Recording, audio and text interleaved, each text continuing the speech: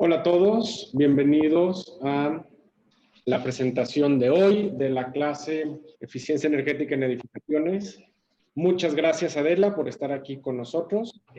Adela es una empresaria exitosa y es fundadora y socia de Accurat. Es una firma que combina diseño con Project Management. Es pionera en el uso de BIM y su integración con el complejo mundo de inmobiliario. Ella es arquitecta y tiene una maestría en desarrollo urbano y está constantemente participando en conferencias y es además profesora de arquitectura.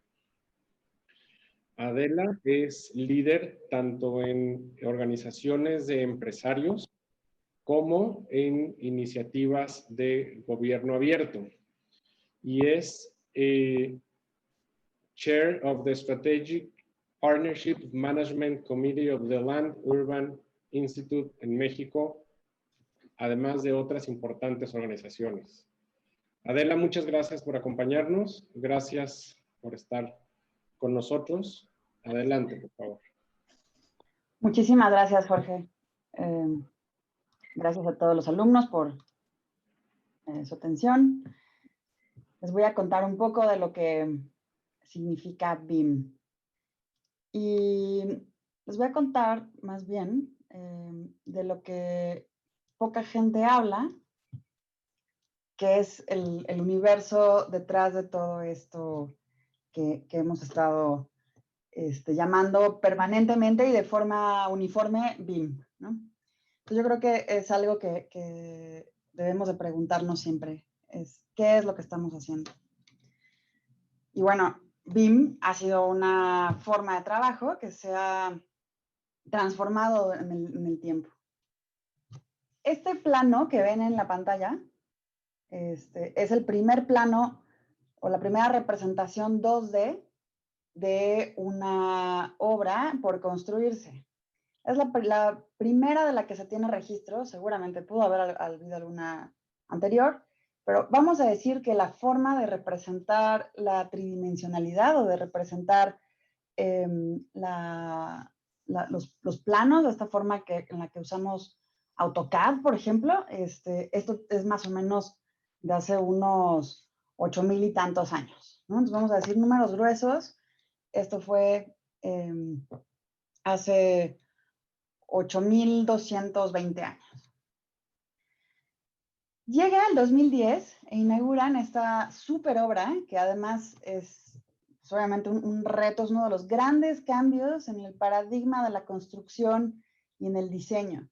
¿Qué características tiene el Burj Al Khalifa que no tengan otros edificios? Es un edificio tan grande, es un edificio tan alto, que no necesariamente es la misma estructura que conocemos escalada, sino que todo el sistema estructural del edificio se tuvo que hacer específicamente para un edificio de esa altura. Entonces, es un edificio digno de estudiarse, pero nos preguntamos, ¿cómo es que lo pudieron construir? Exactamente igual que como el planito que vieron del 6,200 a.C. y con un aproximado de 30,000 planos. Es más, ya en los últimos conteos creo que salieron 72,000 planos. Una cosa absurda. Imagínense cómo puede haber tantos planos. ¿Quién pudo haber pasado su dedo encima de tanto plano impreso, ¿no? Entonces, realmente esto ya es algo insostenible. Seguimos haciendo la mismita representación para una casita de un nivel que para un edificio de esa altura y de esas características. 8,220 años después. Bueno, algunos no seguimos haciendo lo mismo. Este edificio es un C5, que es una infraestructura, bueno, una condensador de una cantidad importante de información, sobre todo de camarización, datos de cómputo que vienen de la Secretaría de Seguridad de todos los estados. Este es el del estado de Hidalgo y es un proyecto que se fue transformando en el proceso del día de la inauguración. El día de la inauguración, el señor gobernador nos dijo que le daba muchísimo gusto inaugurar este edificio para 250 monitoristas. Y alguien lo quiso corregir, le dijo, señor gobernador, son 150 monitoristas. Y dijo, no, es que ya le sumamos los de Semarnat, que van a vigilar incendios forestales, y le sumamos no sé qué, no sé cuánto, total que eran 100 personas más que necesitaban más baños, más dormitorios, más estacionamiento y en general más servicios. Entonces, en el proceso de la construcción, hubo que ir transformando el edificio, hacerle como escalarlo e ir identificando dónde se podían integrar estos espacios. No nos dio tiempo de hacer planos, por supuesto. Entonces fuimos poco a poco. No tuvieron chance los estructuristas de darnos más que algunas notas y algunos, ya saben, la hoja de libreta arrancada con una memoria de cálculo. Entonces, este edificio se construyó 100% directo desde un plano, desde un modelo 3D, sin un solo plano. Todos los planos de detalles, despieces, todo esto, pues obviamente se fueron ajustando en el proceso de la construcción de la estructura, pero realmente tampoco eran necesarios. Y esto nos lleva a esta reflexión de la curva exponencial del progreso humano que ha publicado la Singularity University, que habla de, bueno, obviamente desde el 9000 antes de Cristo, por aquí más o menos, pues que vimos nuestro planito 2D que tanto nos gustó del AutoCAD de nuestros ancestros, que es exactamente el mismo paradigma, sin cambiar nada, se mantuvo, sin cambiar nada, el AutoCAD, hasta que empieza toda esta transformación a finales del siglo pasado. En 1984, la mayoría de los que están aquí conectados no habían nacido, se libera el primer programa BIM. El primer programa que no nada más era un modelador. Modeladores, obviamente modelar vectores es muy sencillo, lo podemos hacer con muchísimos softwares ahora, pero vamos a pensar en modelar información constructiva, información que va teniendo características constructivas, que va teniendo una gravedad, que va teniendo unas condiciones y unos atributos constructivos. Eso empezó en 1984 con lo que ahora llamamos ArchiCAD. Después se fue evolucionando y empezaron las publicaciones de este software que se llama Tecla, que se volvió muy, muy popular para hacer estructuras metálicas. Y poco a poco fue empapando el mercado hasta que Graphisoft y ArchiCAD se quedaron como en un nivel muy pequeño, ¿no? En un nivel de poder hacer casitas de 1, quizás hasta 2 niveles, pero hasta ahí, ¿no? Y empezó todo este boom, empezó Autodesk, empezaron a hacer diferentes softwares, igual que como ven aquí, esta curva que nos muestra el estudio de la Singularity University, que ven así como de repente, pum, automóvil, penicilina, descubrimiento del ADN, avión, todo fue tan acelerado en tan poco tiempo que lo mismo sucedió para nuestra industria. ¿Qué ha pasado en los últimos 20 años en la industria? Artificial Intelligence, hace 10 años todavía sonaba como algo súper tecnológico, innovador y tal. Yo ahorita no creo que haya algo que nos pueda sorprender de la inteligencia artificial. Todos los días estamos relacionados con inteligencia artificial. Por ejemplo, cuando podíamos viajar todavía a principios de este año, íbamos al aeropuerto y teníamos nuestro boleto en el celular, ¿no? El teléfono podía detectar que tú tenías un vuelo dentro de 3 horas y te manda una sugerencia de que utilices Cabify, Uber, Didi, lo que sea, para que te lleve al aeropuerto. Puede ir detectando ciertos comportamientos. Por ejemplo, puede detectar comportamientos de ubicación, o puede detectar en la industria inmobiliaria, por ejemplo, costos de rentas, costos de venta, puede detectar incluso vamos, o sea, podemos llegar hasta inteligencia artificial con computer vision que nos pueda decir si la obra está avanzando en la dirección en la que debería de ir avanzando según el programa de obra. Realmente, hoy, inteligencia artificial está en nuestras vidas en absolutamente todos los días. Luego, el Internet of Things. Yo me acuerdo hace 20 años que vi el primer refrigerador que tenía internet, tenía acceso a internet y me daba muchísima risa, como de que, como para qué vamos a querer que tenga internet un refri, o como para qué querríamos una tablet, ¿no? Era como, ay, estarla haciendo así a un vidrio, ¿no? Y ahora no nos imaginamos, yo no me imagino mi vida sin un iPad, o bueno, una tablet de la marca que sea. Pero realmente Internet of Things también ha tenido una evolución, mucho más de avisarte que la leche ya se acabó en el refri. Internet of Things nos ha permitido ahora llegar a conocer las características de un espacio físico en un ambiente virtual gracias a los sensores. Bueno, eso y una cantidad importantísima de cosas. El transporte se ha transformado. Todas las capacidades que tenemos de resolver casi todo con nuestro teléfono. Y finalmente, BIM. BIM también ha sufrido una transformación desde 1984 que sale a la luz, a la venta, el primer programa de Building Information Modeling. Ahora ha sufrido una transformación muy, muy importante. Y esto lo hemos representado en las famosas dimensiones. Son bien llamadas dimensiones hasta cierto punto. Después empiezan a desvirtuarse un poco en el término dimensión. Sin embargo, ya es una adopción del mercado que le sigamos llamando dimensión. Entonces, hablamos de que empezamos desde una tridimensional, luego nos regresamos en el tiempo y las dimensiones a las 2D, 2D que va a desaparecer. Mark my words, yo creo que no vamos a ver 2D dentro de muy poco tiempo. Y luego vemos dos tipos de tercera dimensión. Esa tercera dimensión que nos sirve para visualizar, recorrer, para entender el proyecto desde esta tridimensional, tener esta relación con nuestros proyectos, con algo que todavía no está construido, con esta tridimensionalidad. Y la otra es hacer una detección y coordinación de interferencias. Es decir, yo puedo ver todos los tubitos, puedo ver todos los muros, todos los elementos de acabados, puertas, etcétera, y ver si alguno está chocando con otro.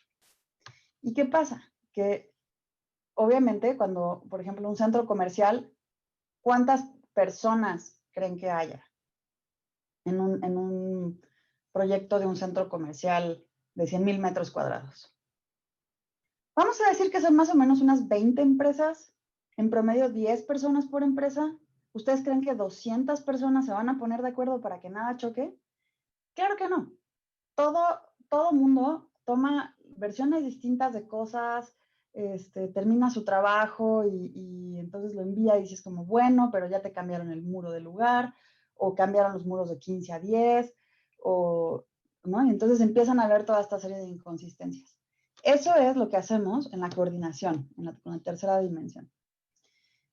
Finalmente, la planificación, que es la cuarta dimensión, es que a cada elemento construido virtualmente, ya no lo voy a decir modelado porque se equivocan pensando que son vectores modelados, son a cada construcción virtual, a cada elemento de esta construcción virtual le ponemos un atributo del programa, cuándo empieza y cuándo termina su construcción.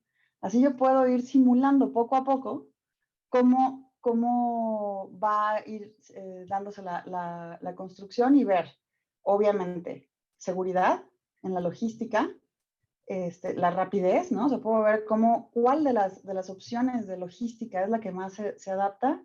Y obviamente puedo cruzarlo con una serie de características del entorno, como, por ejemplo, si tenemos, no sé, un río cerca, a ver cuando hay riesgos de inundación, si tenemos una avenida muy transitada, entonces a lo mejor puedo saber que hay días en que me conviene tener ciertas actividades, etcétera. Entonces, esto me ayuda a entender también el proyecto en este entorno virtual que puedo construir para poder visualizar todo mi proyecto como si pudiera perpetuamente estar en un dron viajando por todo el proyecto. Finalmente, la quinta dimensión tiene que ver con la cuantificación, tiene que ver con otro tipo de análisis del proyecto que va en función de los volúmenes que se están construyendo, la estimación de costos, la ingeniería de valor que se le puede hacer al proyecto. Y finalmente esta línea punteada, nosotros la añadimos porque nos hemos permitido hacer una simulación 4D, 5D. Es decir, yo voy viendo cómo se va construyendo el proyecto y voy viendo cómo se va erogando el presupuesto. No es lo mismo hacer un proyecto de 2.500 millones de pesos en el que yo me tengo que gastar 2.000 el día 1 o los primeros 6 meses y los otros 500 los voy erogando en el resto del tiempo. Entonces, ¿cómo hacer para que el proyecto sea económicamente más saludable? También la logística que pensamos de una construcción, todo el mundo la piensa en función de su beneficio. El constructor la piensa en función del beneficio. Si, por ejemplo, pensamos en una constructora que va a hacer solamente la cimentación, pues va a hacer la logística para que la cimentación sea más fácil de construir, no importándole lo que esto le hereda a la logística del resto de la construcción. Después, la sexta dimensión es que ya teniendo todos estos atributos, nosotros podemos entregarle información o desarrollar ciertos estudios o análisis al proyecto dentro de esta tridimensional, de esta construcción virtual. Y aquí es donde entra BEM, que es lo que están viendo en esta clase. Por ejemplo, yo puedo tener una visión muy simplista de cómo es la ganancia térmica por radiación. Pues dices, bueno, pues ahí está el sol, aquí está la superficie, gana temperatura, ¿no? O gana o pierde. Pero cuando tenemos proyectos tan complejos, podemos ir viendo qué tanto esto puede ir afectando. Si yo voy haciendo pequeñas modificaciones, podemos ir viendo en esta construcción virtual cómo se ve afectada a través de los cambios que vamos generándole al proyecto. Finalmente, la séptima dimensión, que obviamente poco a poco se van complejizando más, este as-built que nos permite tener una construcción virtual que representa exactamente lo que está construido en un asset. En un asset, una construcción, un edificio, etc. Si yo puedo decirle a ese elemento virtual, puedo ponerle los atributos de mantenimiento. Por ejemplo, yo puedo decir que, por ejemplo, un foco tiene 5,000 horas de vida. Entonces, conforme yo voy integrándole a todos los elementos del modelo estas características, este se vuelve un modelo de operación y mantenimiento. Uno nos puede ir generando alertas e incluso podemos ver cómo con inteligencia artificial nos puede decir, oye, estos focos que estás comprando, la etiqueta dice que son de 5,000 horas, pero la neta duran 8,000. Entonces, vamos cambiando y vamos viendo, haciendo un mantenimiento predictivo de las edificaciones. ¿Cómo creen que esto pueda afectar a la economía de un desarrollo?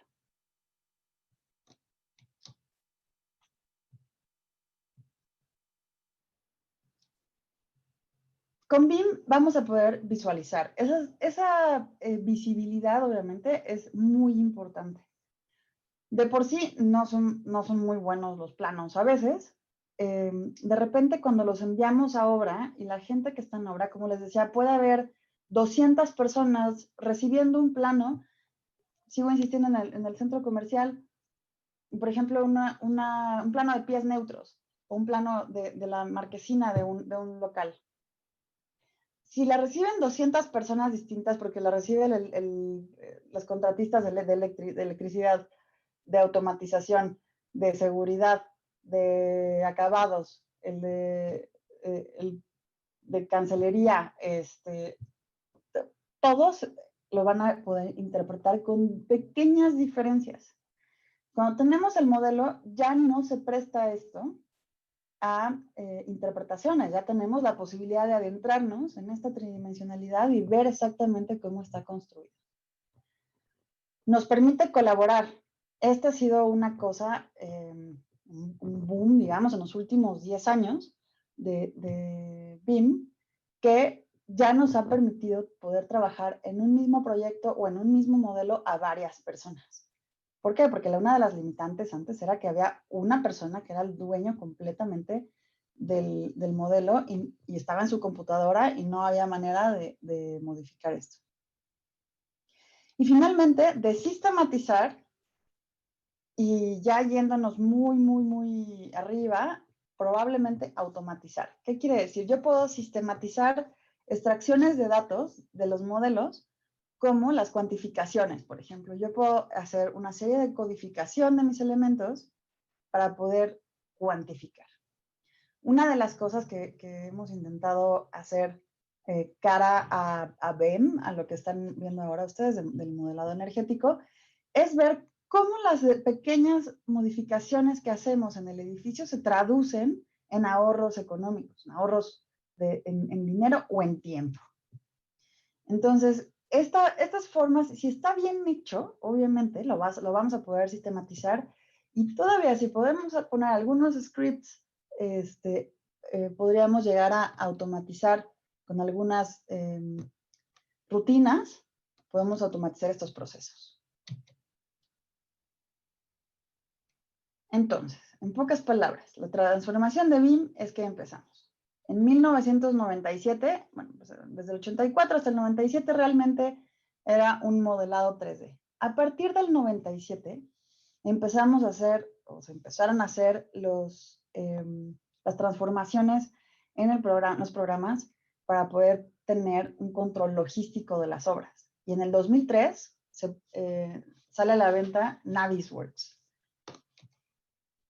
Después empezamos en el 2005 con la coordinación 3D. Ya se empezó a hacer una forma de coordinación de esta detección de interferencias muchísimo más precisa y que además podemos ir variando la coordinación 3D de, por ejemplo, definir un margen de error. O sea, a lo mejor tengo tantas tuberías, tengo tantos elementos que se vuelve muy complejo y prefiero tener un margen de error muy bajo, ¿no? O sea, decir 0. Yo quiero que 0 milímetros de margen de error. Pero a lo mejor tengo unos ductos de instalaciones bastante generosos y no es tan grave, entonces puedo subir a 2 pulgadas, digamos, mi margen de error. Ustedes saben que una tubería eléctrica, pues siempre se puede mover un poco. Las que no se pueden mover, pues es el aire acondicionado, no se pueden mover las que van presurizadas, como la de protección contra incendios, no se puede mover una subestación, por ejemplo. O sea, entonces vamos teniendo esta posibilidad de coordinar de diferente forma el proyecto.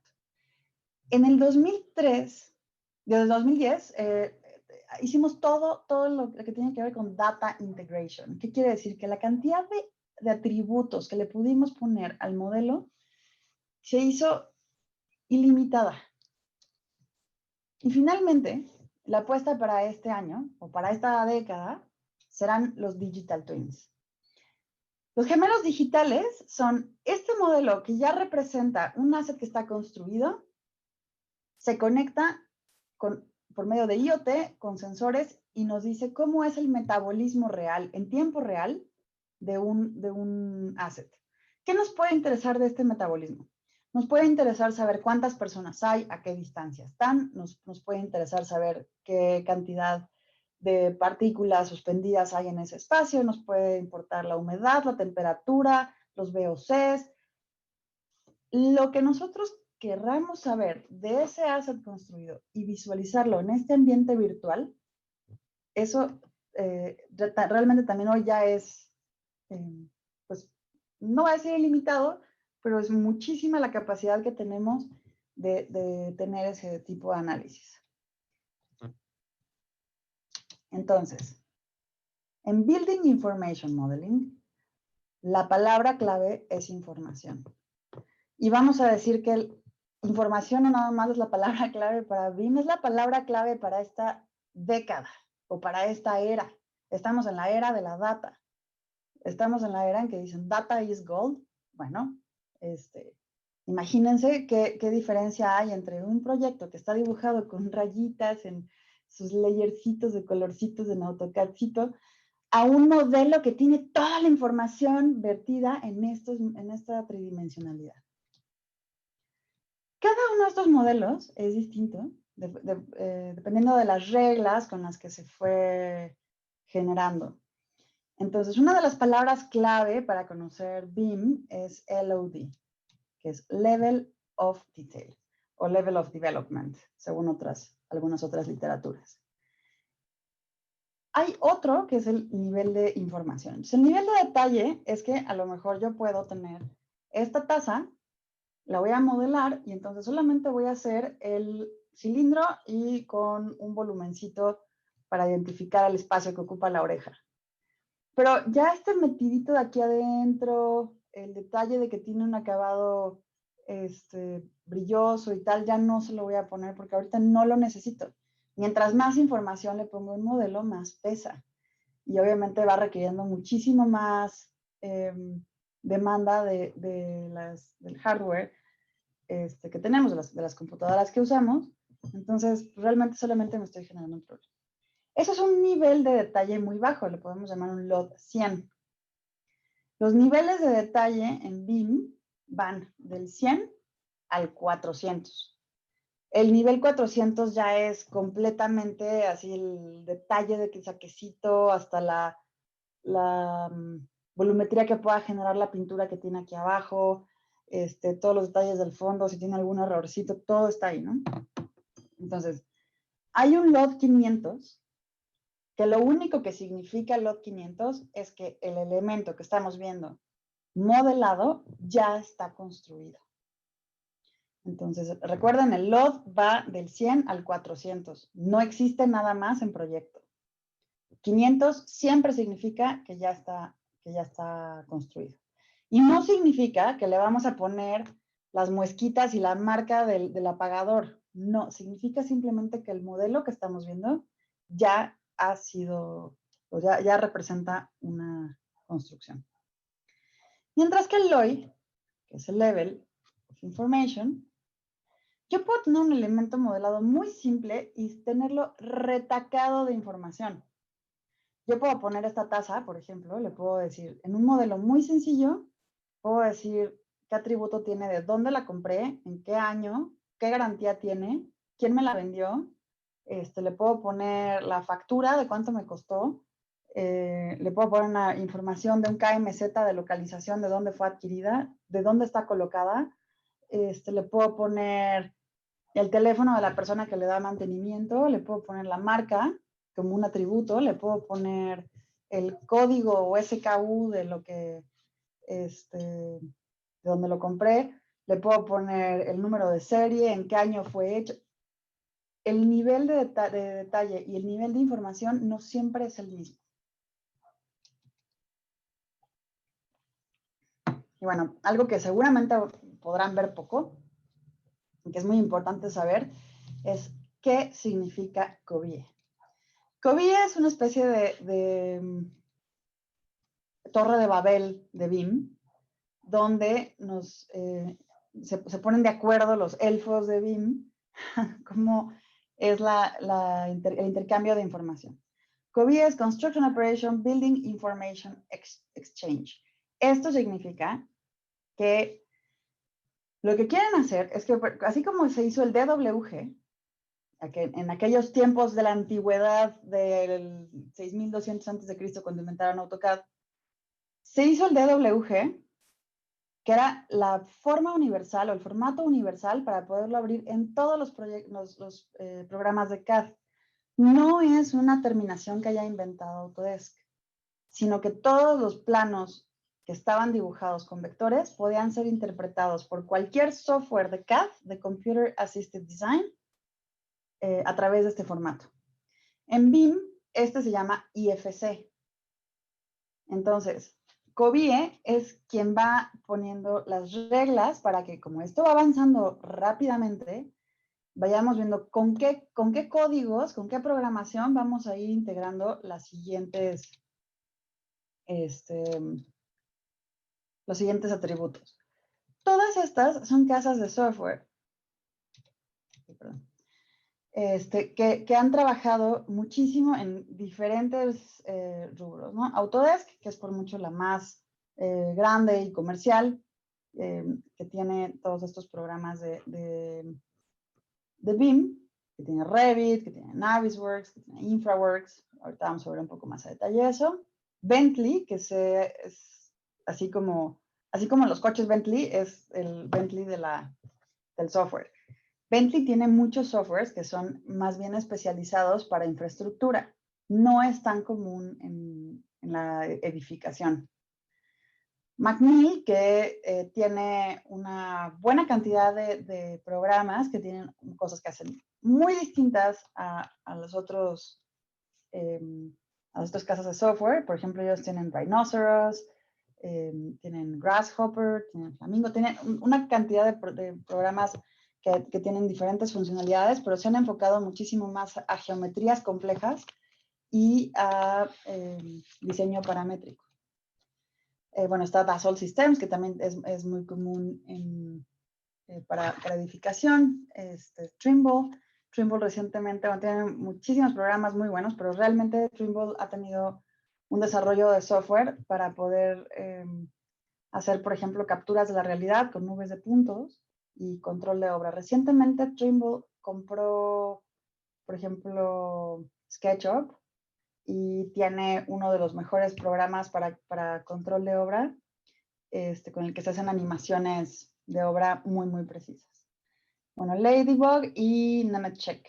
Nemetschek es una firma muy grande de software, entre las cuales está Graphisoft, y de Graphisoft está ArchiCAD. ¿Qué significa OpenBIM? En esto que les decía del IFC, de esta como especie de lenguaje universal de BIM, hay una iniciativa que se llama OpenBIM. Lo que quieren es que uno pueda utilizar cualquier software y estarnos pasando archivos y que yo lo pueda abrir y que no sea necesario que usemos el mismo software. Que eso es parte de los principios esenciales de COBIE. Lo que quieren es que pueda haber esta interoperabilidad. Entonces, utilizamos el IFC, que es Industry Foundation Classes, que esto quiere decir que yo tengo atributos basados en la industria de la construcción, con volumetrías que están relacionadas a la construcción, con una gravedad, con ciertas características para poderlo comunicar entre softwares, que es obviamente el formato y la clasificación. Building Smart es una iniciativa mundial.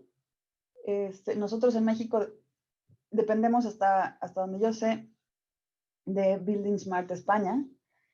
Y en Building Smart lo que se hace es obviamente tener todas estas pruebas, se ponen nuevos softwares, como ustedes saben, cada año hay una cantidad de cosas nuevas en cada software impresionantes.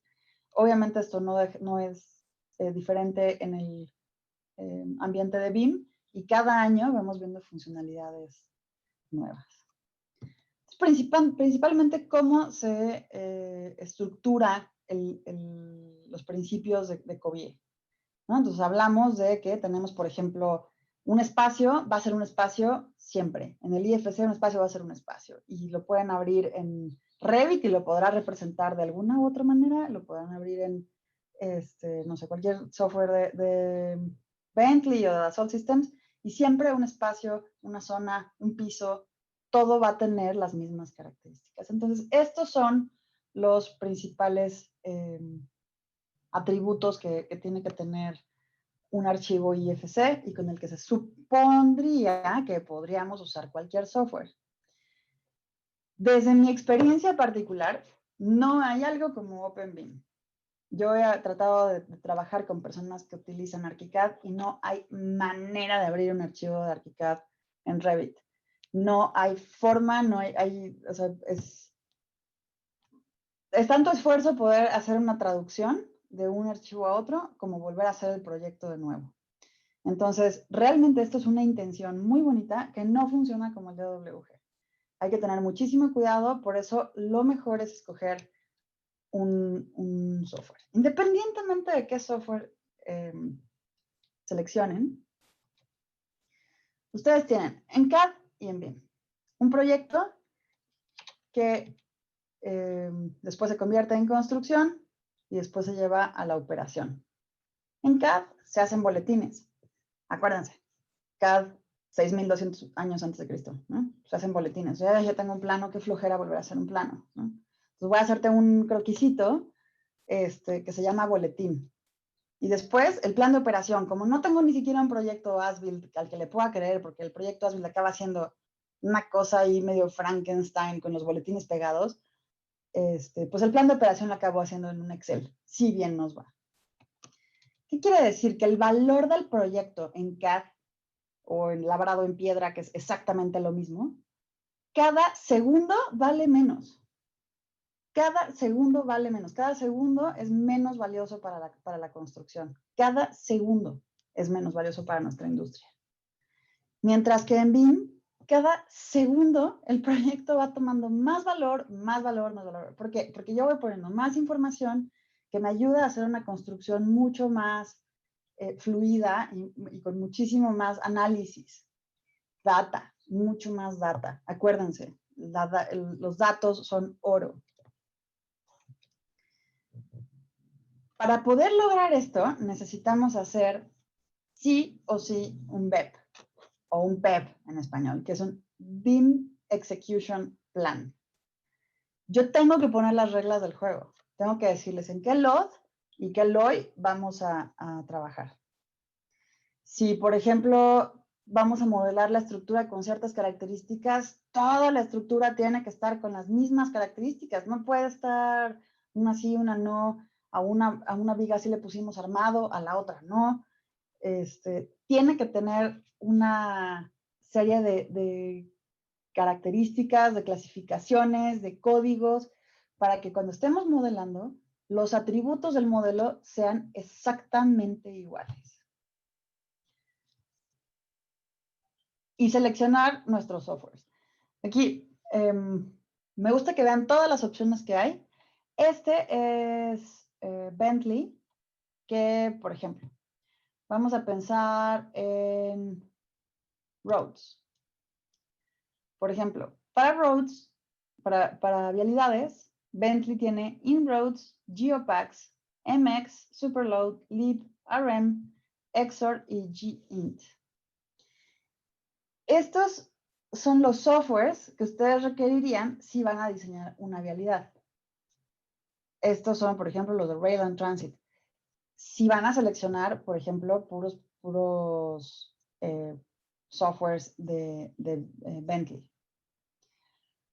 Obviamente esto es nada más para proyecto, olvídense de la construcción. Para la construcción tienen Syncro y tienen otra serie de software. Esto es nada más para el diseño.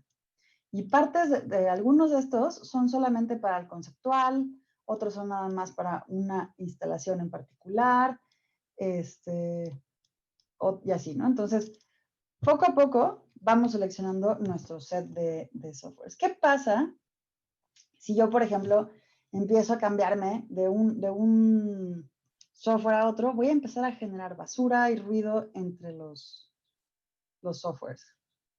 Por ejemplo, estos son los softwares de Revit. Cuando ustedes compran una collection de Revit, no es que los compran así uno por uno, sino vienen todos juntos. Viene Revit, viene Civil 3D, AutoCAD, porque eventualmente exportan a 2D, como les decía, se viajan hasta 6.200 años antes de Cristo, y para eso necesitan AutoCAD. Hasta tiene otro color ahí que se ve rarito. InfraWorks, que es un software donde podemos identificar, poner nuestra obra en un contexto de infraestructura civil, en un contexto territorial. Es decir, está conectado con Esri, que es la que tiene todos estos sistemas GIS, que son sistemas de información geográfica o Geographic Information Systems. Entonces, yo puedo hacer, por ejemplo, si estoy haciendo una carretera o si estoy haciendo una casita, pero que está en un contexto topográfico complejo y que tengo que hacer todas las infraestructuras, este software sirve para eso. Además es súper eye candy porque lo estamos viendo todo como en esta tridimensionalidad del territorio que es muy atractiva.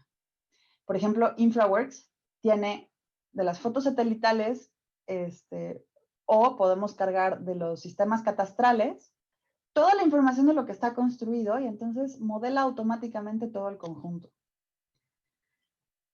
Navisworks, que es la herramienta con la que podemos hacer las simulaciones. Navisworks es una herramienta sumamente potente. Podemos hacer análisis 5D. El análisis 5D también lo podemos hacer en Revit. Entonces, todo esto tenemos que decidir con qué lo hacemos. Recap, que es para las nubes de puntos. Advanced Steel, que es para ver los armados de acero. Insight, que nos ayuda a hacer análisis, como hacer business intelligence o intelligence en general de nuestro proyecto. Puede ser intelligence, que está totalmente enfocado a BEM, a Building Energy Modeling. Formit, que es como una especie de SketchUp. Dynamo, que es para diseño paramétrico. Robot, que es para diseño estructural, para hacer modelos matemáticos. 3D Max. Vamos, tenemos una gama enorme. Y esto es lo que viene, digamos, en la primera collection o en la primer set de softwares. Hay muchísimos softwares más. Este es el secreto para escoger nuestros softwares. ¿Cuál es la razón por la cual Autodesk es tan popular en México? Porque tiene muchos y son interoperables. Por ejemplo, nosotros estamos usando ahora una cosa que se llama CFD, que también es de Autodesk. Entonces, yo puedo pasar el modelo de un lado a otro y hacer análisis. ¿Qué pasa con otros softwares? Lo que les decía, por ejemplo, de lo que pasa con ArchiCAD. No hay manera de que un archivo de ArchiCAD lo lea otro software. ¿Y qué ha pasado en estos últimos años en los que hemos cambiado del Lonely BIM al Cloud-Based BIM o al Connected BIM, como le dicen algunas literaturas? El Lonely BIM era este modelo que teníamos en nuestra computadora y era como, es mi modelo, no te lo presto, ¿no? Es mi modelo, yo lo estoy haciendo, si lo subo a la nube, si lo subo a un Dropbox y tal, ya, no hay manera, si lo tienes abierto tú o lo tengo abierto yo.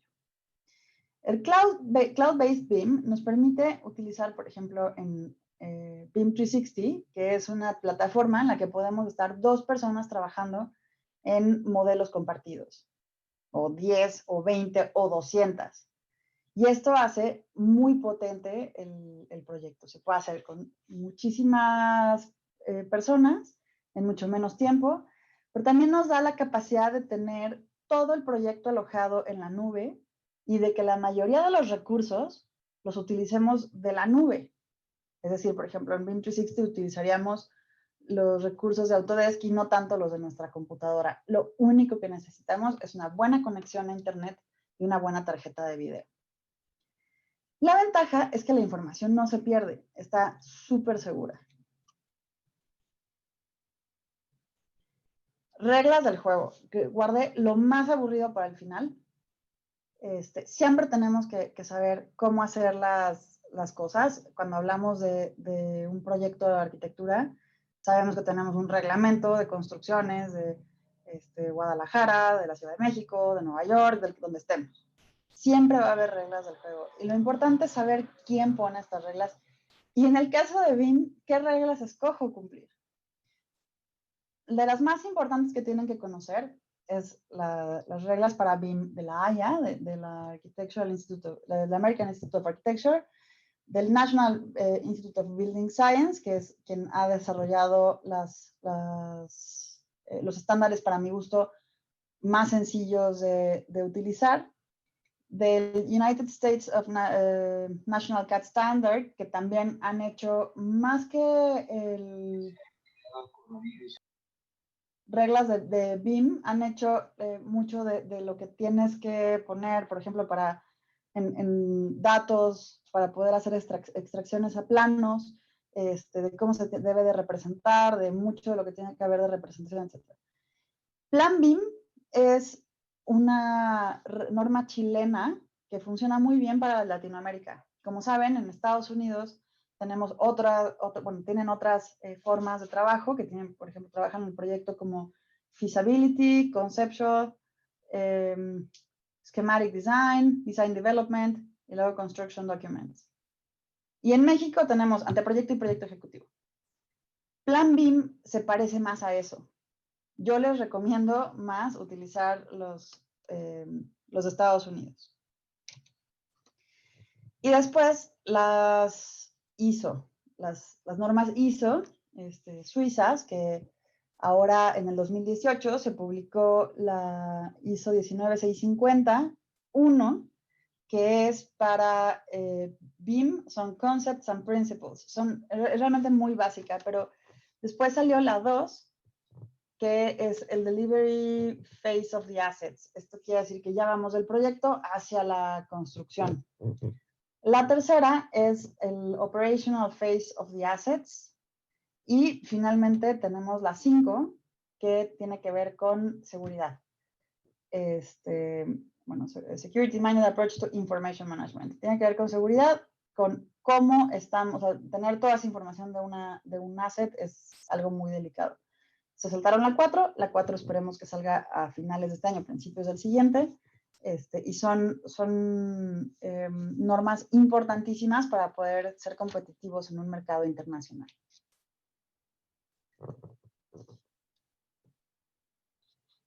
Recuerden que la tecnología no evoluciona. Los que evolucionamos somos nosotros. El uso de estas tecnologías, el uso de estas plataformas, para que sea productivo y para que sea inteligente, depende de ustedes. Los invito también a ver lo que hay de diseño generativo y diseño paramétrico, que también se empieza a integrar a estas tecnologías, estas plataformas, que nos cambia este form finding, que es ustedes haciendo en una hojita blanca con un lápiz, diciendo, ay, pues mira, quiero que mi casita tenga forma rectangular, a form generation. Esto es sumamente atractivo, sobre todo si empezamos a ver que la generación de la forma responde al clima, responde a las características contextuales, responde al aire y a los flujos o dinámicas del aire. Entonces podemos hacer cosas muy interesantes. Podemos ver que las estructuras respondan a la transmisión de fuerzas, que las fachadas respondan a la aerodinámica de un edificio, y podemos hacer que cada vez la arquitectura cuente muchísimo más. Muchísimas gracias. Espero que no los haya aburrido mucho. Y por favor no dejen de ser curiosos y de buscar todo lo que sale todos los días. Hay algo nuevo.